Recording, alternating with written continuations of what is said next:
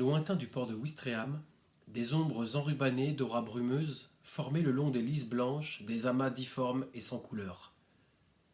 À quelques mètres, trois silhouettes s'agitaient au-devant des rebonds d'un ballon, un ballon de foot, à voir les postures des gosses et leurs courses les uns vers les autres.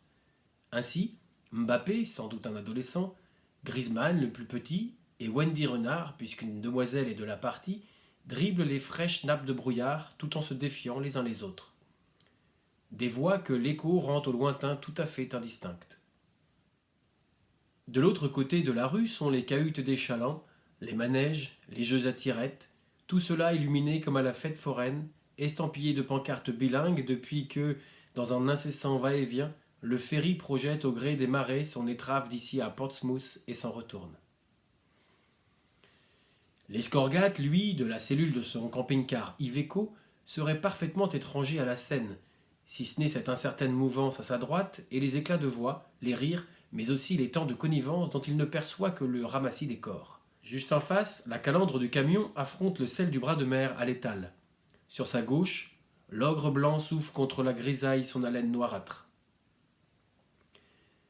La file commence à se former pour l'embarquement. L'heure a sonné d'aller la rejoindre, depuis qu'ils se sont déchirés l'intérieur, à hurler jusqu'à sombrer chacun de leur côté des eaux. Une heure gagnée sur Greenwich et le sordide. Le cœur chargé d'espoir, il tourne la clé de contact. À droite, il ne voit plus les joueurs de foot. Seulement accoudés au balustre du grand bassin, de sombres ribambelles aux yeux ardents, de fièvre et de désir, à chercher l'impossible proie. Brusquement, quelques-uns se détachent, aimantés par le dos d'un camion mal bâché, une fermeture sans cadenas, un fond plat où se glisser. Bientôt, les lueurs spasmodiques d'un bleu profond viendront bigarrer le sol et le plan d'eau. Les assaillants seront arrêtés, rendus avec leurs compagnons d'infortune à leurs frêles abris dans un fourré des alentours.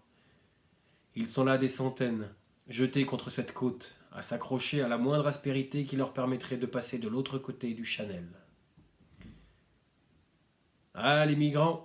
marmonne l'escorgate, enclenchant la marche arrière. C'est là que deux événements se télescopent. Le premier, la sonnerie du portable posé sur la banquette passager. À peine a-t-il décroché qu'il entend un grand choc dans la carlingue. C'est le deuxième.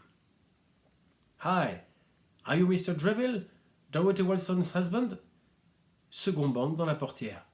« I am sorry but I don't speak English », s'entend-il bredouiller quand un autre coup frappe l'arrière.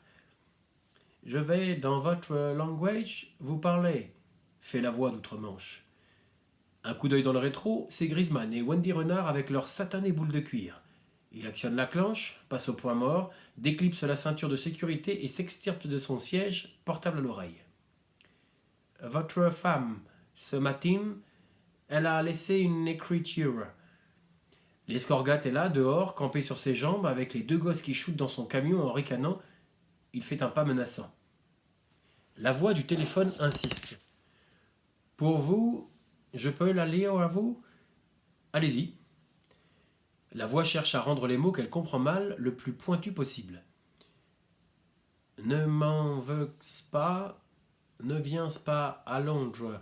C'est mieux ainsi. It's written avec votre nom et votre phone number. » Cela fait 2 fois qu'il a failli choper un des gosses. Un dernier tir, l'escorgate bloque le ballon, les gamins détalent. « Allô, mais who are you ?»« Dan West. Police officer, votre femme s'est donné fin à sa vie ce matin. » Tout est tombé d'un coup d'un seul. Le téléphone, le ballon, les bras, la nuit. Dans un tel chaos, l'arrière-plan de la scène lui aura échappé. Contre la portière ouverte s'est faufilée l'évanescence du troisième joueur, l'ado, au grain de peau couleur de son ombre. C'est Awa, le jeune burkinabé du camp des Bosquets. Il a scellé avec ses compères autochtones une amitié qui vient de se cristalliser en le plus innocent des délits de solidarité. Alors, pendant que ses amis font la nique à leurs victimes, il a pu se faufiler jusqu'au passage de roue à l'arrière-gauche. Là, il se glisse dans un des coffres-forts du lit d'Inette, convertible en couchette. Ainsi se trouve-t-il, surexcité, éperdu de joie, mort de peur, enfoui dans les couvertures, doudounes, toutes sortes de plumages douillés qui lui feront le plus doux des voyages jusqu'à la perfide Albion. Bien calé dans l'ouate providentielle, il sort de son blouson son seul trésor, le téléphone portable. Le mieux est de l'éteindre. Dans l'obscurité, il aura tout loisir de suivre son périple, tel que les copains l'ont décrit, dans tous les dialectes, les chansons de gestes. Les soubresauts des essieux, des voix mêlées de bruits métalliques, et l'imperceptible ballant. Il a bien trop roulé, chaviré, chahuté au fond des canaux, dans les miasmes de congénères à l'article de la mort, pour ne rien craindre de ce bateau blanc. Il est donc aux aguets. Un claquement étouffé, un souffle, il sent vibrer le sol. Le Français vient de réintégrer l'habitacle. Awa entend rebondir le ballon confisqué et sourit intérieurement. Un coup d'accélérateur, un murmure profond, un sanglot que le migrant n'assimile à rien, puis un claquement sur le méplat du tableau de bord. « Pourquoi tu m'as fait ça, bon Dieu ?» Les deux mains sur le volant, l'escorgate s'exhorte enfin au calme. Il enclenche la marche arrière et vient lentement rejoindre la file en attente d'enregistrement. Manquait plus que ça.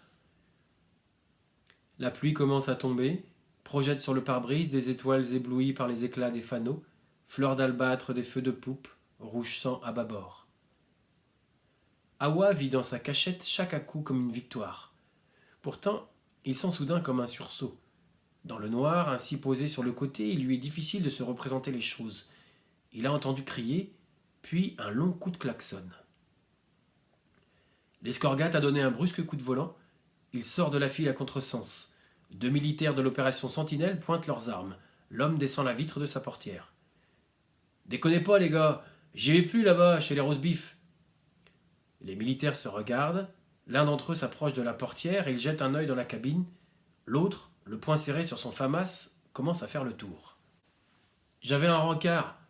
Elle m'a juste posé un lapin. Je viens d'avoir l'appel. » « Et vous êtes sûr que vous êtes en état de conduire ?»« Ah, si, savez, en état de conduire. 1 an d'alcoolique anonyme, 1 an de désintox, tout ça pour en arriver là. Un coup de blues, mec. Je viens de me faire larguer, alors je vois pas pourquoi j'irais m'emmerder à rouler à gauche, avec volant à gauche, point barre. » Le militaire siffle entre ses lèvres, son collègue rapplique, il se concerte. « Allez vous reposer, ce serait plus raisonnable. » « Vous avez des traces de ballons partout sur la carrosserie. »« Ouais, des gosses. Merci, lieutenant. » Et l'escorgate sort du ponton d'embarquement. Juste avant le feu rouge qui donne accès à la route de la plage, 2 ralentisseurs donnent l'illusion de roues dans un sabot, d'un arrimage, d'autant que l'escorgate prend la première place de parking pour réfléchir.